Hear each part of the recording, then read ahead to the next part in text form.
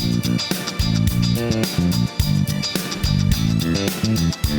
episode of the Better Two podcast is brought to you by Kitty Mystic and DM Needham, author of My Days with the Dark Muse, as well as Love is Worth Waiting For.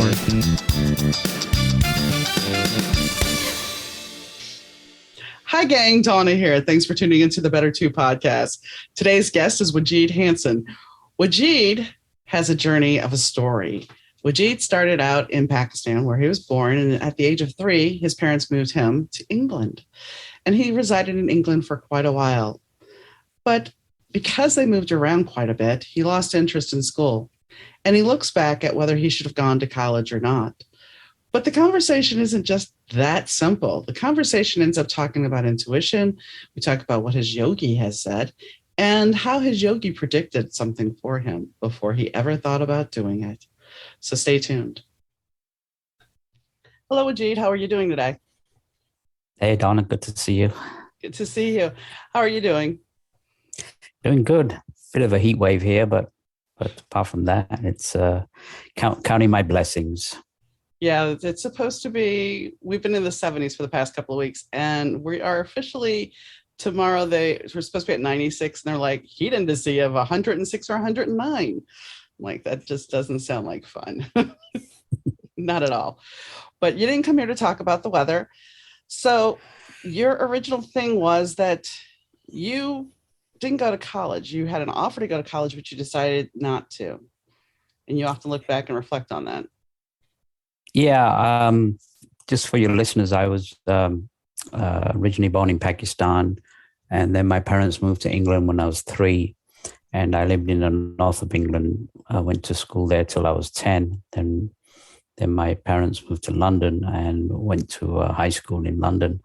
The original high school that I went to was in the East End of London, and that's where we lived.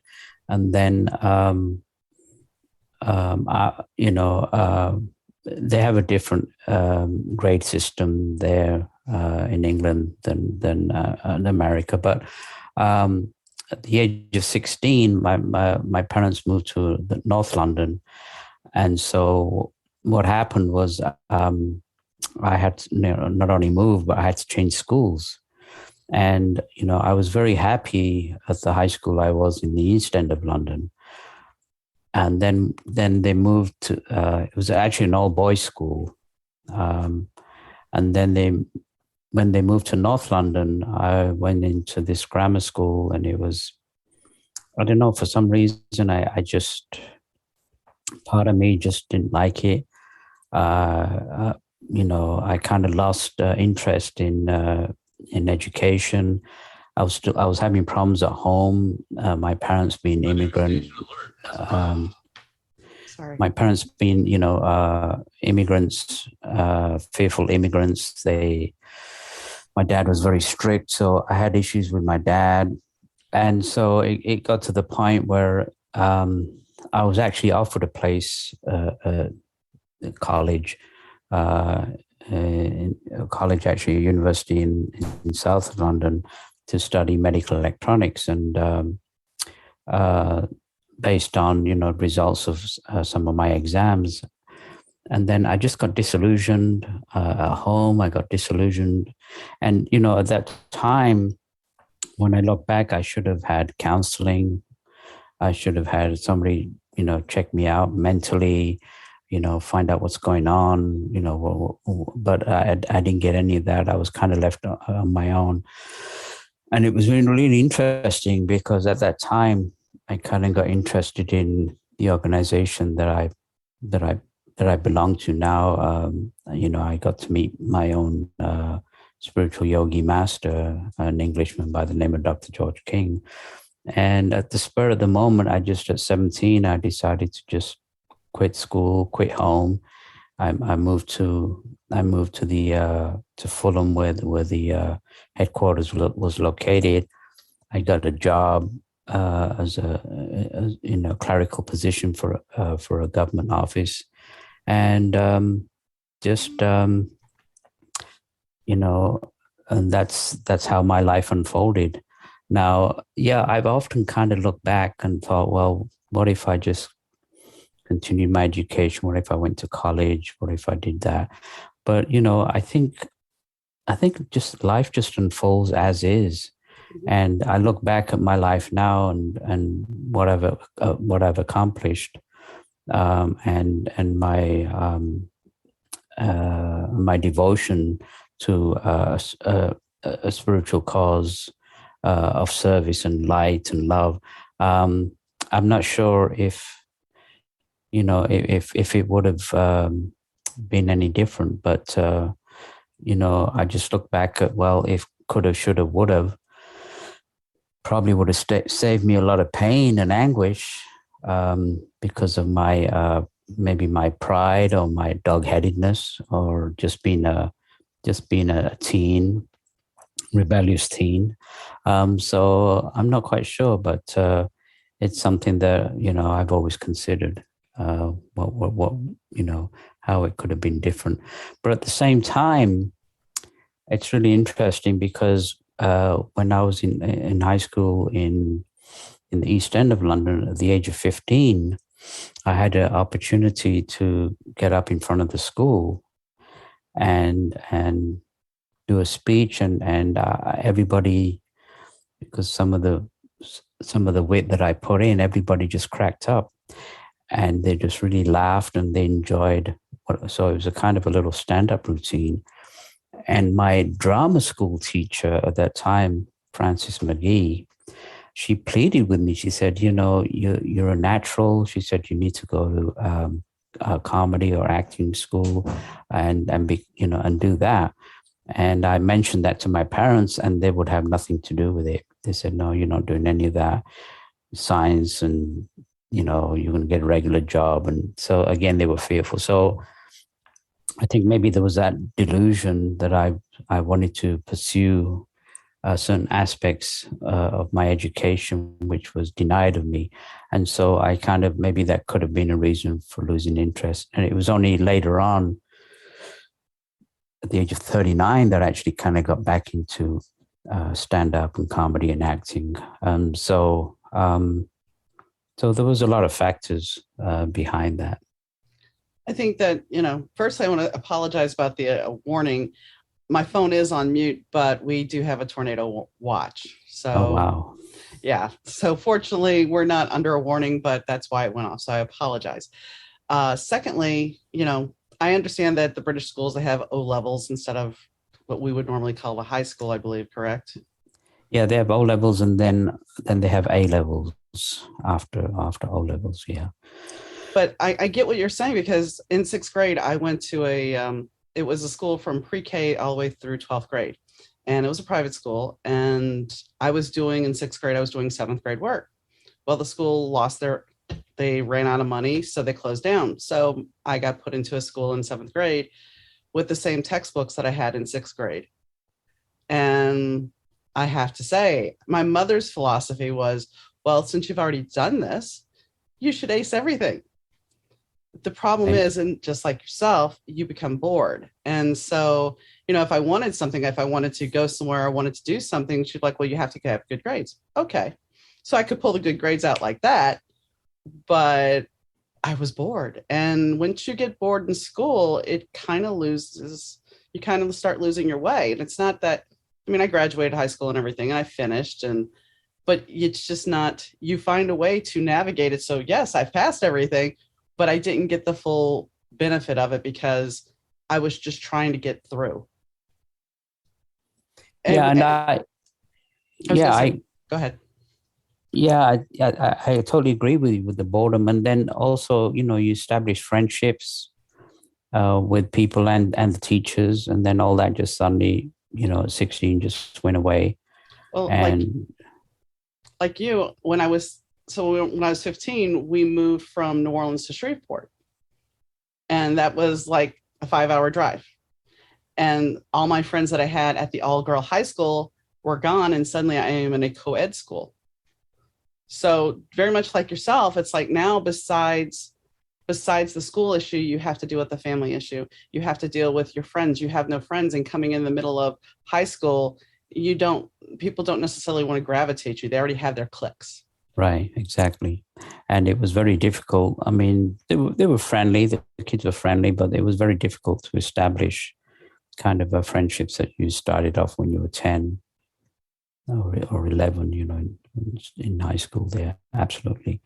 And in England, they don't have a middle school. They just have a combination, middle school and high school, which they call secondary school. So kids start the middle school level at 10 and up till 17, 18 years old. So, you were talking about the fact that maybe you would have taken the same path, but ultimately you still ended up doing what you're supposed to be doing. And the fact is, had you not been that rebellious teen, you wouldn't be who you are. I mean, you learned a lot, I'm sure, during that time period. Yeah, I mean, you know, I, the thing when I'm reflecting back is I didn't have any goals. The only goal I had left, the only goal I had was to follow my own, spiritual master and his organization. And so I volunteered and worked for them on a voluntary basis. I didn't get paid, but after work and stuff like that on the weekends and promoting their cause. And so I guess I did have a goal. It just wasn't on the educational variety, but I kind of did menial work on and off, and then eventually, at the age of 24, I ended up home, broke, and homeless. And so it was very interesting that I kind of went full circle. And it was my family that supported me and helped me get into a government, funded program where again started studying electronics and eventually got into computer maintenance and became a field service engineer. And and again, I think it was more out of necessity than desire, because ultimately, I think today where I'm at now is where I probably wanted to be initially. But like I said, I eventually got to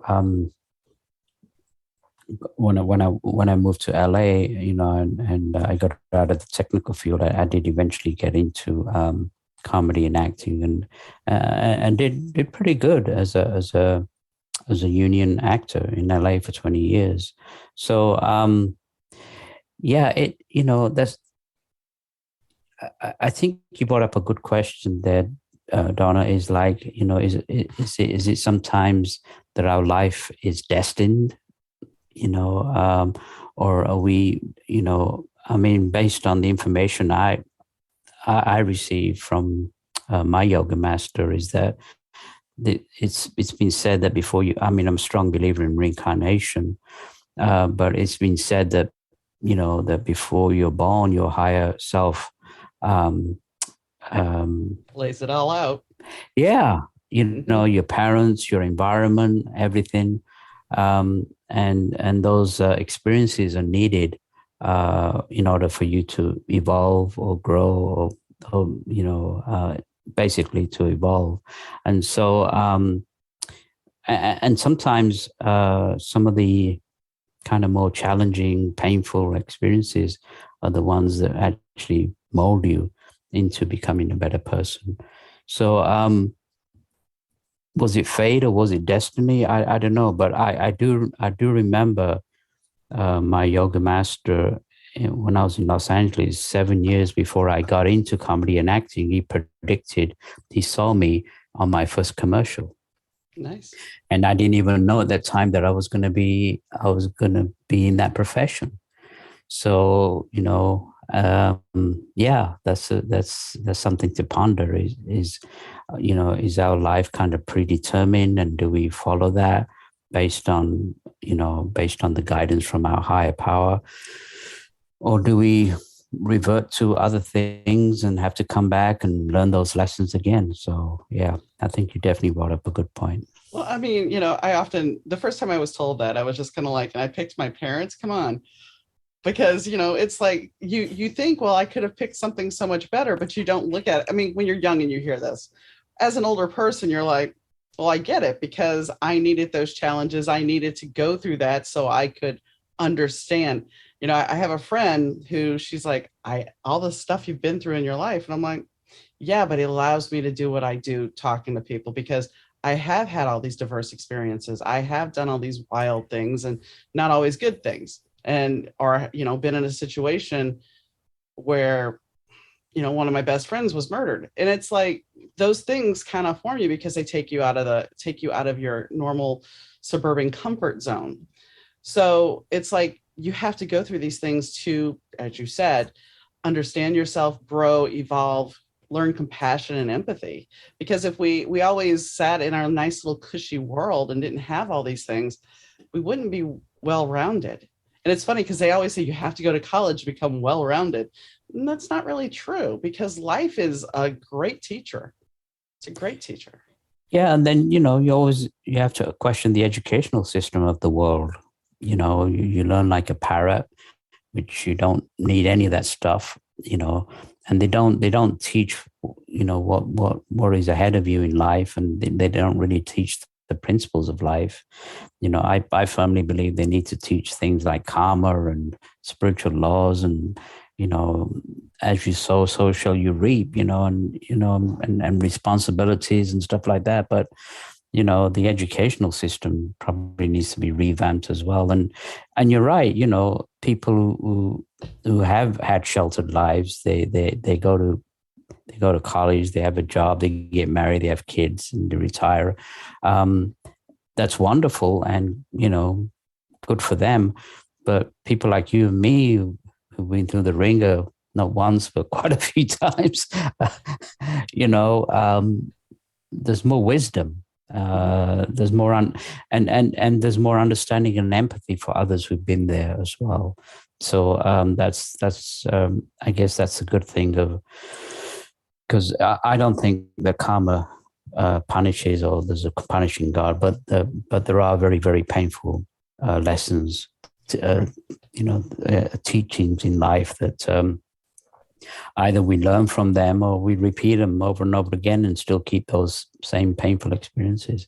Well, I was told by a reader, because my mother killed herself, and I was told by a reader that wow. I was told by a reader that my mom has done this in many lifetimes, that she always finds a way to have somebody assist her in taking herself out. And in this case, my stepfather had a gun, and there you go. So, it's always something that she has done. And that's the thing. We keep repeating these lessons. And sometimes we do reincarnate with other people that we've had lives with. And that's, people are like, well, how does that work? And it's like, I had a neuroscientist on the program, and we actually talked about the metaphysical and how we are all connected, and nobody really talks about that.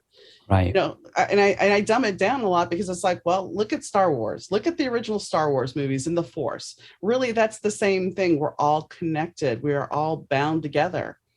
And especially if you're empathic, if you start feeling what's going on in the world and it's dark, you're going to pick up on it. And it starts weighing you down. And there's, how do you explain it? It's just, it is what it is. It's life. It's the universe. It's the unknown. Well, I strongly believe that these are definitely times of change, and pressures are being put forward astrologically and in other ways for man to realize that, yes, like you mentioned, the oneness, that we're not only interconnected together, we're also interconnected with the birds and the rocks and the trees and the planet and the cosmos. They did a study recently of the brain, and they did really close up images of the brain, and a lot of the synapse and the connections of the neurons, the trillions and trillions, look just like the universe. Yeah. It's pictures of the universe. Just so that's like this war right now that's going on, with Russia and Ukraine. It's just so futile, mm-hmm. because people are so obsessed with race and being belonging to this religion or this country, and it's all total BS, because that's another thing that my yogi master and the context that he had are pushing right now, is that the law of reincarnation, which actually was very interesting, that Christian scholars are coming forward right now, saying that 700 years ago, reincarnation was actually taught in the Christian religion. It was deliberately taken out in order to put that one life to live business, so that, they could control the masses. So all these truths are being coming out right now. I think if people, were told the truth about reincarnation, first of all, the wars would diminish rapidly, because people would know that, yes, they've been a Jew and a Palestinian, or they've been a Muslim and a Christian. And so all these experiences are needed to belong to different races, belong to different religions, even different sexes, in order to learn the lessons that we need to learn on this planet, which is a beautiful classroom. Didn't come here to suffer, but to learn these lessons and evolve, and then eventually move on to the cosmos. And so, we're so backward. We're such a savage, warlike race. Our savagery is there's the people that contacted my yogi master, people from different spheres, different planets. We're known in the solar system and beyond as a very barbaric race. And so, but the good thing is, because of pressures that are being put forward right now, I do definitely believe there is an awakening, a kind of a spiritual awakening, not a religious awakening, because religions have caused more deaths than non-religious people. But there is a universal awakening, and people are awakening, and it's up to people today to listen to that in a small voice, or their intuition. But unfortunately, at this time, it may get worse before it gets better. It always plays out that way. It's always darkest before the dawn, they say. And, there's that meme that goes around where there's the little spaceship with the aliens, and they're like, lock the doors, we're passing Earth now. That's the thing. And how wrong are we to think that we are so super intelligent that there's nobody else out in space? Really? Well, it's deliberately has been brainwashed. The media, and those that control the media. They deliberately, on the whole, there's mass hypnotization through the media, and people are not allowed to think for themselves. And so a lot of people are thinking outside of the media right now. And so all these things about being alone or no life on other planets, it's laughable, especially with science advancing now, and just looking at our own galaxy. It's just laughable now to think that, with you, and again, I question the intelligence aspect of our civilization. Well, it goes back to the comedian George Carlin. I think it was him that said about dumbing down of America. When we decide, this is what's really sad is, we teach history, and I was an American history honor student. We teach history, but we teach history very whitewashed. We teach it because we won. So we don't teach you everything that we keep hidden. It's like every family has some dark secret in their closet, and America's got a bunch. And I'm not knocking America, folks, so don't come at me. But if you really look at us, we've done some really horrific things, barbaric things. And, we should own that. If we want to sit there and say we are proud Americans, well, we have done some really bad things. And every country on this planet, except for maybe a couple, have. And it's been in the name of my country. It's been in the name of religion. And the sad thing is, they send other people to fight their battles. Innocent people. And what does that get them? Power? But power is fleeting. So is money. Yeah, I strongly believe that there are forces of good and there are forces of evil, And I definitely believe that there's an invisible war that's going on behind the scenes. And again, you'd have to be psychic or aware of different realms of existence. But there are forces of darkness that want to keep control of the masses through through this illusion of materialism. And there are forces of light that and if you look back at our real history, we've had civilizations that were more advanced than we were at one time, and falling under wars and destruction. So again, for us, again, on a collective, we just have to keep learning through painful experiences. Like what's happening right now with the prices of gas going up, and all these are deliberate moves. It's got nothing even to do with the war. And people are so hypnotized. There's nobody like en masse going, this is ridiculous. We're being manipulated. The gas, the corporations, are their profits have increased 300%, and nobody's talking about that. So in a way, yeah, we're definitely being deluded. We are being controlled, but I think that's also that control and is going to be eventually broken, because I think not only is there a spiritual awakening, I think the planet on herself is also raising her vibrations. I believe she's a living, breathing goddess, and so she's raising her vibrations. So these are definitely times of change, but very difficult times as well. Well, and right now the U.S. is under Pluto's return. We're under Pluto return, and that bodes that truths are going to be told about our country, our government. We're going to, dare I say, the blinders are going to come off, because, and here's the thing, will our democracy survive? That's the big thing. Will our democracy survive? Because as you were saying about the media, it's like we've created these 24-hour news stations that will give you exactly whatever side you want to hear. It may not be the truth, but we're going to give you the propaganda, and you're going to believe it, because just like Jim Jones with his Kool-Aid, you're certainly going to drink it down and swallow it up and go, yay team. And it may not even be true, but you're wanting to follow it because it's comfortable for you. And it fits your narrative. Well, the divide and conquer through fear and intimidation is working very, very well. And these are tools that the communists used, the Nazis used, the fascists used, and they're well-known tools. And it's being used right now in the West as well. So, the question is, how do we break this?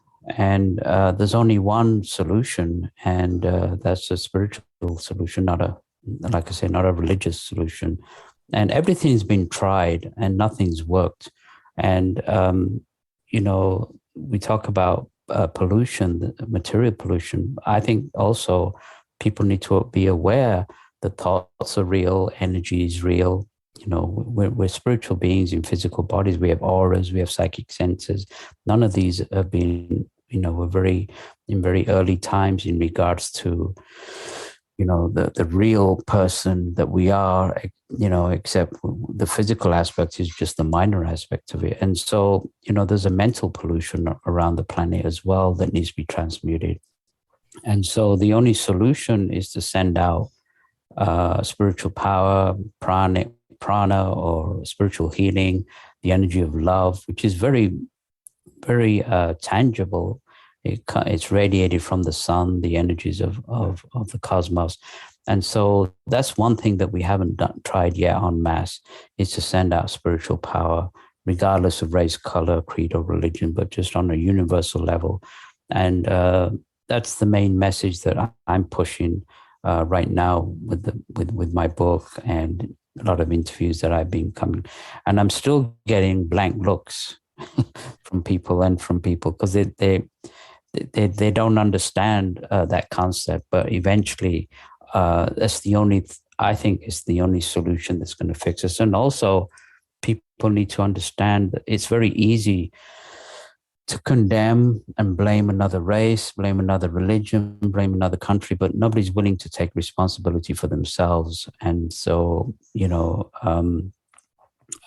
my yogi master, Dr. King, he wrote a book in the 50s called "You Are Responsible," not. So we have to take responsibility for our own actions. And you're right.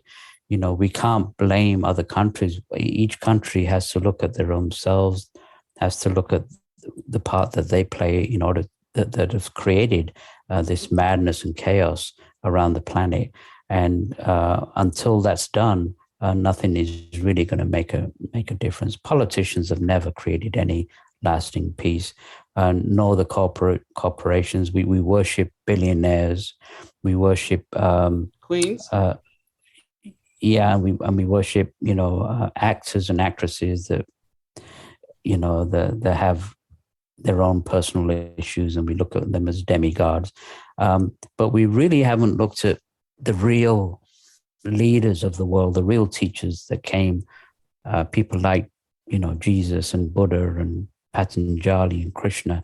I mean, all these great masters that came that taught us exactly the same thing, but just to different civilizations, different cultures. But we need to return back to those spiritual laws that they said. What part of "thou shalt not kill" don't people understand? Just basic spiritual laws. It's a very true statement. And I mean, I have some pagan friends, and they will talk about the fact that Christianity took things from the pagans.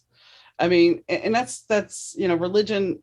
I often look at the Bible, and I'm not going to knock it, but I look at the Bible and people will say, well, the Bible is the Bible. Well, is it? Because how many times has it been written?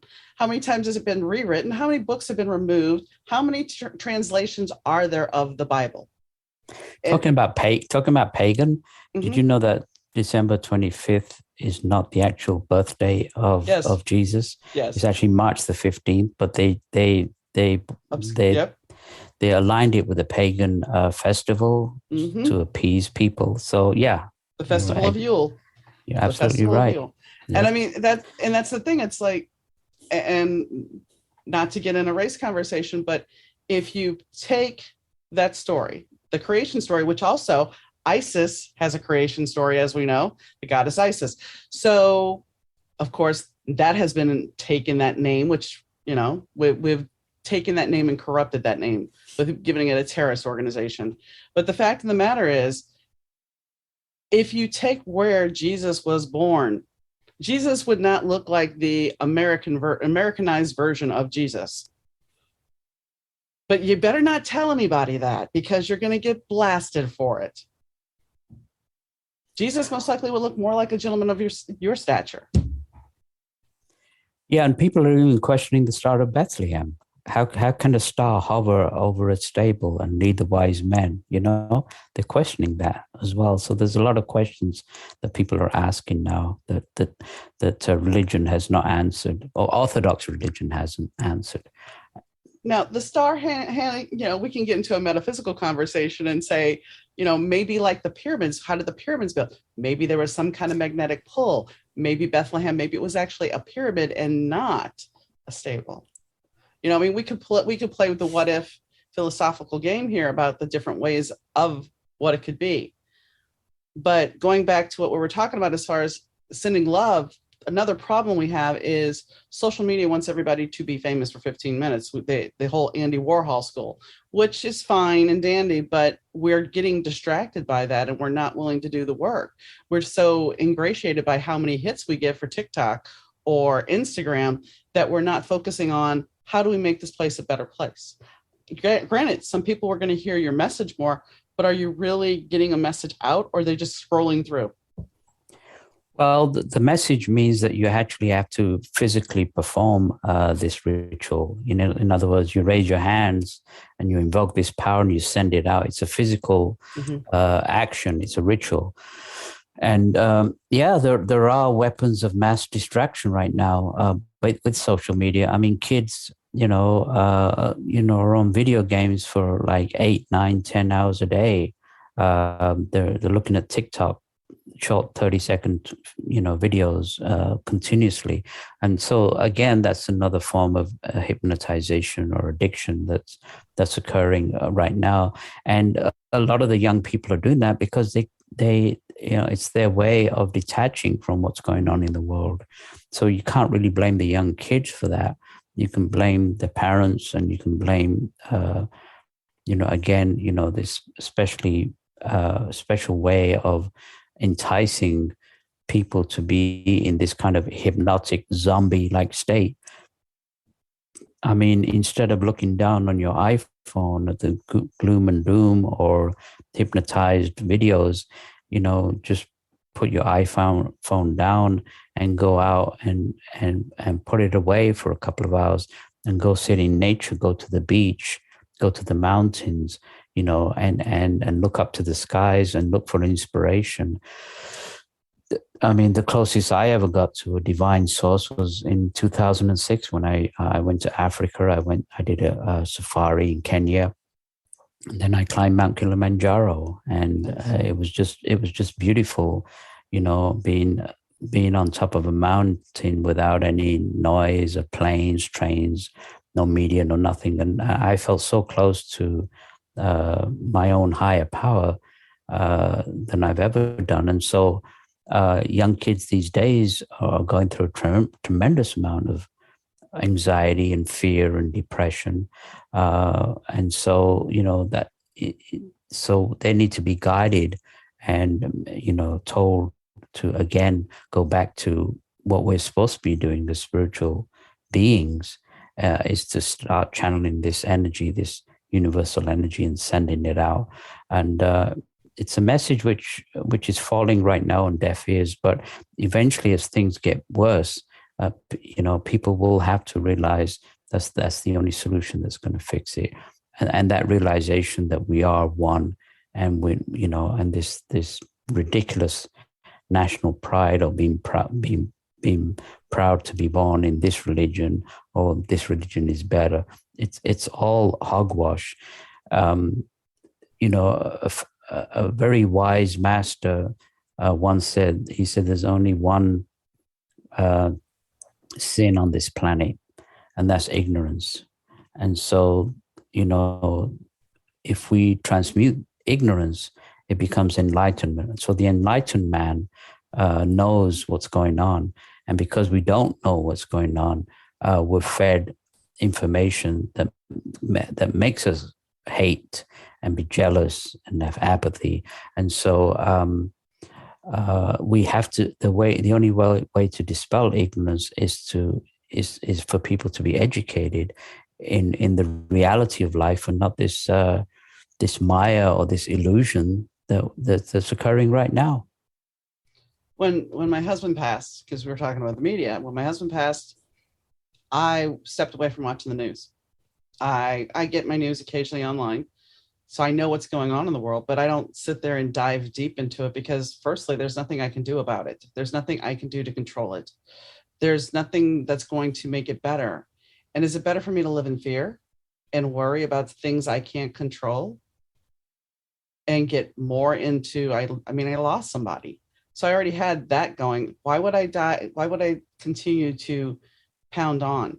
And before he died, because he died in 2020, he knew he was dying, but COVID happened, and he would watch the news, and he would sit at the dinner table, and he would cry. And I'm like, we really shouldn't be watching this. And he's like, no, I want to know what's going on. And I'm thinking, this is not healthy. You're dealing with the end of life issues yourself, and now you're watching the body count. And I would usually say, okay, I'm done with dinner. I'm going upstairs now, because I couldn't.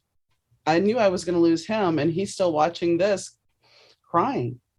And it's not that I wasn't empathetic for him, because I was, but why put yourself through that pain and torture? Because you can't change it. And I know that sounds really bad to me. I'm sure some people are going to be like, well, but the thing is, don't judge me. That's what I do to protect me. It's something I can't control. And it's not that I'm not watching and knowing what's going on in the world. It's just there's a certain amount of media that is going to be spun a certain way that I don't really need to listen to their agenda. And it's constant. And like you said, it's 24 hours, it's constant, and it's especially designed because, you feed the subconscious enough times and the subconscious starts believing that. And so it's definitely designed to create the fear and anxiety. And of course, they're master manipulators, and they'll show babies and mothers and stuff like that. And so they know how to play they know how to play the game. But, we have to stay in our own little hula hoop of the reality of what we can and cannot do. I still believe that we can make a change for the world if we do. I mean, there's three ways of being of service. I volunteer, and I do a lot of volunteer work. I give to charity, and then the third one is, I can't be a doctor in the war field, but I can send out power, this tangible spiritual energy out, and I can make a difference to the world. It may not be registered. I'm not gonna save the world tomorrow, but on a collective, if all we did, if we did 5 minutes, I'm not even, they're not even asking us to do hours and hours of sending out power. But on a collective, what would happen if a couple of million people raise their hands every day for 5 minutes and send out power? It would transmute the world within 25 to 50 years. And so, that's what's been asked. And hopefully mankind will open up eventually to that realization that of this oneness. But till that goes on, yeah, you're right. Things are probably going to get worse before they get. And I mean, I don't disagree, and I hope I didn't come across. I do know that we can make change. I'm not saying we can't, but it's like there's just certain things that you can only do. Right. Yeah, there's only some. Yeah, and there's only certain things that you can take. I can't take. I wake up in fear and anxiety and depression. Because like you and your husband and other people, was sensitive spiritual people, and we pick up on that stuff. We pick up on the vibration of the world. We have to, we're all interconnected. Whether we watch the news or not, right, we're still connected. So we have to protect ourselves. And one way of protecting ourselves is to, there was one spiritual practice which I will let your listeners into, which is a good protective practice these days to protect yourself from psychic and mental influences that are just occurring around the planet. And that's the practice of the violet flame that was used in Atlantean times. And what people can do in these days is they can just visualize this violet flame coming up from the planet, the goddess Earth, and put this violet flame around themselves, around their house, around their family, their children. And this is a very, on top of sending out the light, if you use the violet flame practice, those two practices are very beneficial on a psychosomatic, spiritual level that will help your listeners and people that are going through this process right now, because these are very, very intimidating, frightening times. I mean, we could be on the verge of World War III if we don't watch it. This is true. So, but nobody's gonna. I don't think the divine powers are suddenly going to fix them for us, because we created that. So we ourselves as human beings have to make that change. And when we make that change, then we're helped from above. But it doesn't work the other way around. Right. And I mean, the thing is too, if we're constantly living in fear and anxiety, we're not able to rest properly. So therefore we can't go into a dream state. And when we get, at least for me personally, when I go into a dream state, there's times when I will get information that will lead up to things I need to know. Because I'm intuitive. And right. And if we're also living in fear and anxiety all the time, we're going to miss signs. We're going to miss things that are being presented to us because we're so wrapped up and distracted that we're not going to see what is right there for us. We're not going to necessarily hear the cues from our intuition because we can't focus. Absolutely. Yes. No. One thing that people need to understand is, we do on top of having a higher power, we also have a lower power. We have a basic self that wants to keep us down, that wants to keep us, mired in materialism and being a slave to the system. So there's still a part of us, especially, well, women have better intuition than men, but still, using that intuition, that small voice. I didn't use it for many years. I've trained myself now to use it more as I'm growing older. But if I'd listened to some of the promptings that I had in my younger years, I wouldn't have made a lot of the mistakes that I did. But that's okay. It is what it is. And so, we can always change, and, we can always start our day again. So it's important now to open ourselves up. In my book, I said that the greatest lie detector that's ever been built is your intuition, and so you can bypass, like you said, that today lies are being portrayed as truths, and truths are being portrayed as lies. Well, and think about it, when we go back to school for a second, and even your parents, when you know something as a child, because our intuition is very ripe then. Our intuition is, we're still very new to it. But people will tell us, "Oh, you're crazy." No, that's not right. That's wrong. They start putting all these, dare I say, these restrictions on your intuition for you to question them. I've had one of my friends is a medium, and I think she was 5. She said she was in her bed sleeping. She woke up and she saw this man at the foot of her bed who had water coming out of his mouth and everything else. And she ran out of the room, screamed, and her parents thought she was insane. Well, it turns out as she got older, she investigated this because she dared not mention it again. There was a boat wreck, a shipwreck not too far from where they lived. And several people died.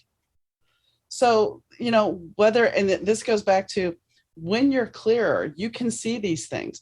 I don't necessarily, when I've talked to the dead, they've come through and told me things. I don't see them, but I feel how they died. And I mean, that's the thing. Just because somebody hears something doesn't mean that they're crazy. Now, some people may have a mental problem. I'm not going to say they don't. And some people see the dead, and some people see the words that they need to see. Other people hear things, and other people sense things. That's the one thing we have to put everything in a box to make everybody else comfortable. That goes with religion, sex, everything, and intuition included. But the thing is, you can't explain everything. Everything can't be just labeled and go, okay, that's it. Yeah. And, coming back to childhood, I had visions of my past life, and as do many, many children. They have visions of their past life, and they talk to their parents, and the parents just like, no, that's just your imagination. And so, they put down the kids, and then the kids at a younger age, they play with the nature spirits in the gardens, the gnomes and the fairies that they can see psychically. And again, that's another thing. We've lost our psychic vision. That's a faculty that's natural in us. And so at one time we actually had a third eye. But it's now the pineal gland, and so a lot of that stuff has to be reawakened in order for us to become enlightened. And and so from early age, they put the. I mean, I went to a restaurant the other day to have some dinner with some friends, and this has happened more than once. The parents that had the kids are just not even having dinner. They're having dinner, but they got their little faces, glued to the video or the iPhone or wherever, and playing video games all through the dinner. And so, we're indoctrinated by the TVs, by the media, by advertisers from an early age. And so eventually we're kind of become walking zombies and just easily manipulated. And again, this is something that's been going on for centuries, not only yesterday, it's been going on for centuries, molded by very powerful, highly intelligent individuals on different lower realms of existence that have kept us in control and hypnotized and have sent us to war. And I don't think there is any particular country. I believe there's forces that control these countries on a collective that are working to to keep us in control. But that will change. It has to change, because not anything that's built on lies. If you look at any dictatorship throughout history, it all fell. Took time, but it all fell. Caused a lot of destruction in between, but it all falls in the end. Truth does eventually prevail, but truth or evolution, we have to, we're always evolving. We can evolve ourselves, but eventually we have to evolve back to the source that we eventually came from. Well, the truth will set you free. One thing I want to talk about real quick is the fact that you were talking about your lower self versus your higher self. And this is, going back to the childhood entrapment of you didn't hear that. You're taught at a certain point not to trust your intuition. So therefore, what happens is you get these pings, you get these signs, you're thinking, oh, okay, I see what path I need to go on. I know what I got to do. And then your lower self kind of kicks in and goes, wait, no, don't do that. You shouldn't do that. Don't trust that. And so you're in a kerfuffle, for lack of a better way to put it, because you're not sure which is actually true. And because and one more thing. And because we are taught that if you hear things or if you think you saw something, you must be crazy. Then you start questioning your sanity. Right, exactly. And, and then, we're susceptible to what our parents tell us over and over again. And so in the end, we believe that, and the lower self or the conscious mind doesn't like pain, doesn't like change. And so anything that's painful, it doesn't like. But in order to grow, sometimes you have to go through painful, but it opts for easy, it doesn't like confrontation. It doesn't like anything that will. And so unfortunately, the only way, sometimes pain can be a hard teacher, but it's the only way to sometimes go through. But, pain is inevitable, but suffering is an option. So in order to change and make changes in our lives, sometimes we have to make that effort, which is not easy. I mean, people who go against the norm sometimes get crucified or murdered or hung through history because they don't conform to the norm.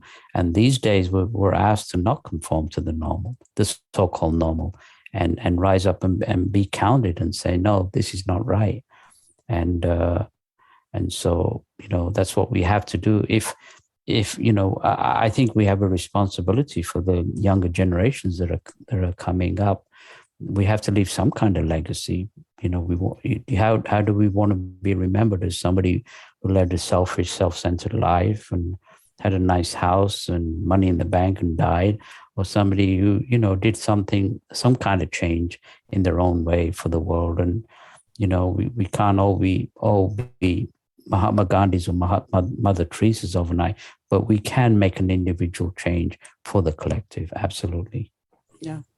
And I mean, if we trust, like I said, if we trust our intuition more and get out of our heads and that's telling us don't do this, we can make that change. Because what people are going to say is, well, you don't want to go out to a protest because you could get shot. You don't want to go here because this could happen to you.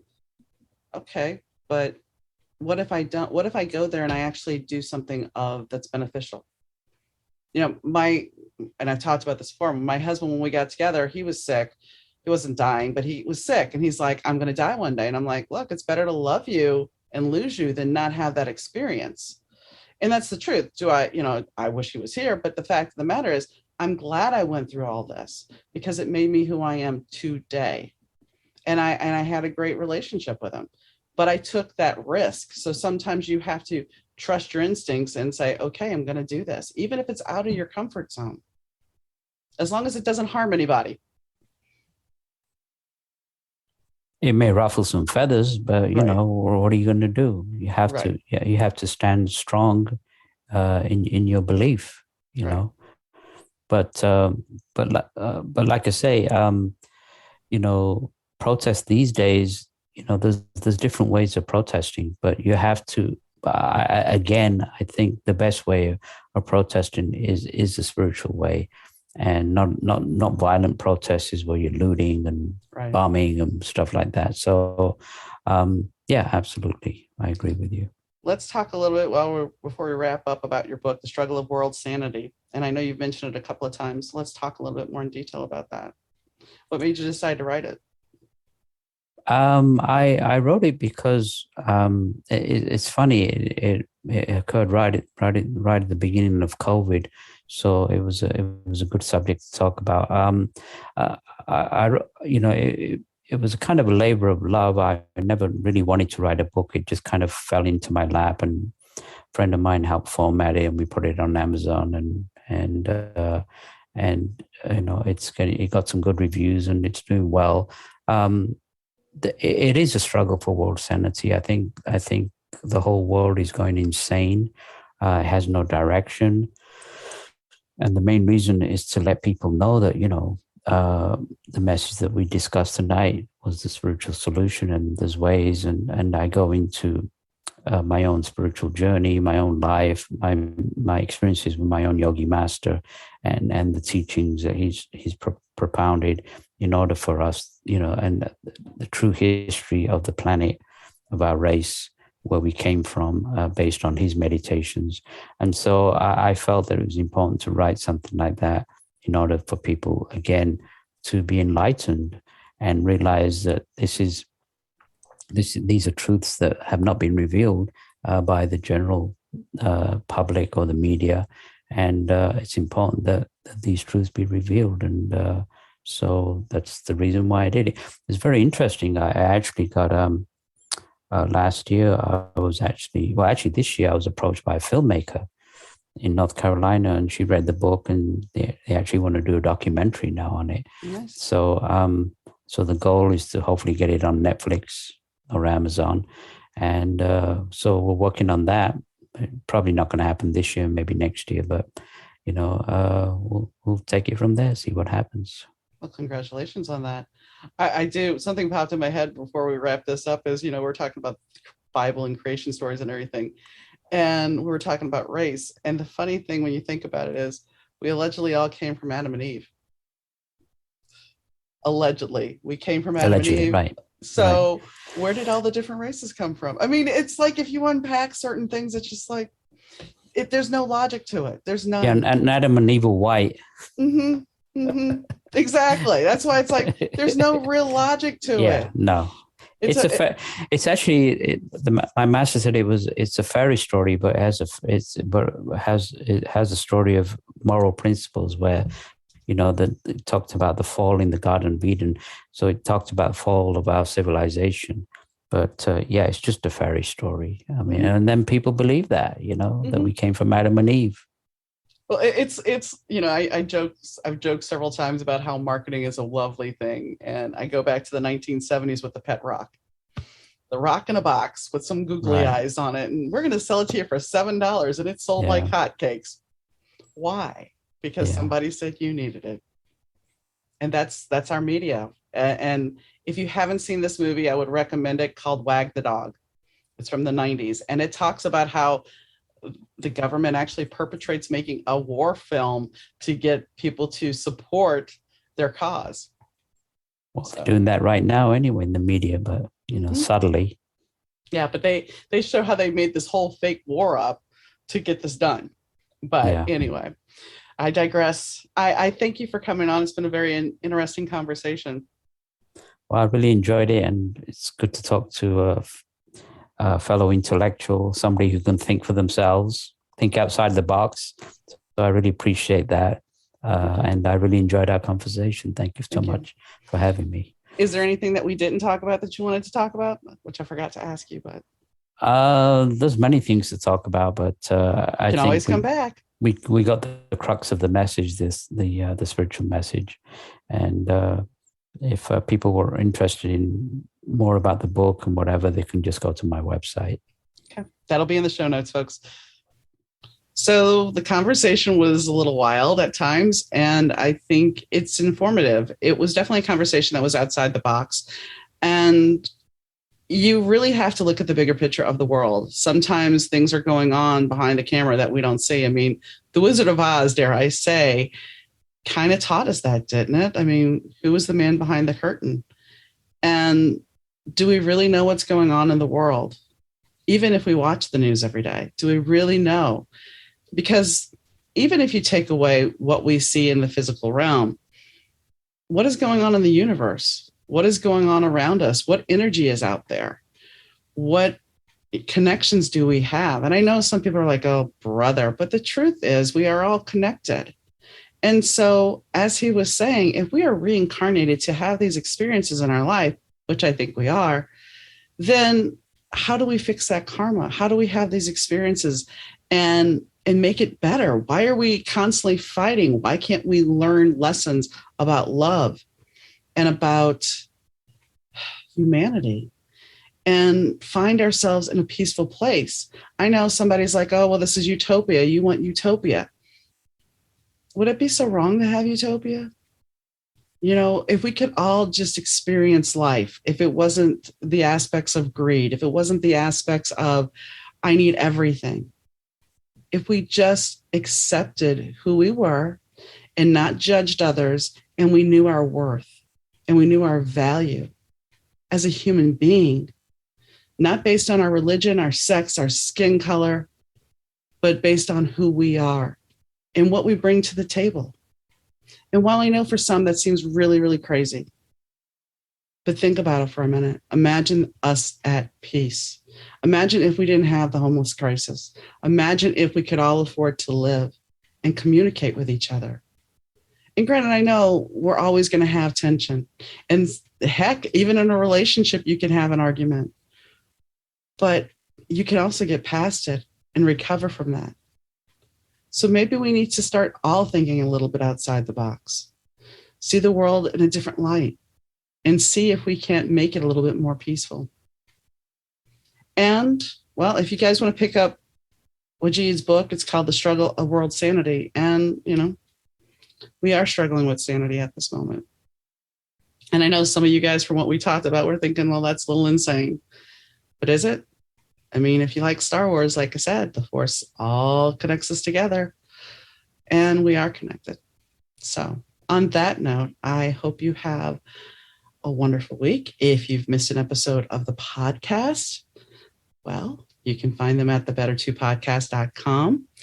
And you can also find our social media links there as well. And, well, I guess I'll catch you next time, guys. And I hope you have a wonderful day. Bye.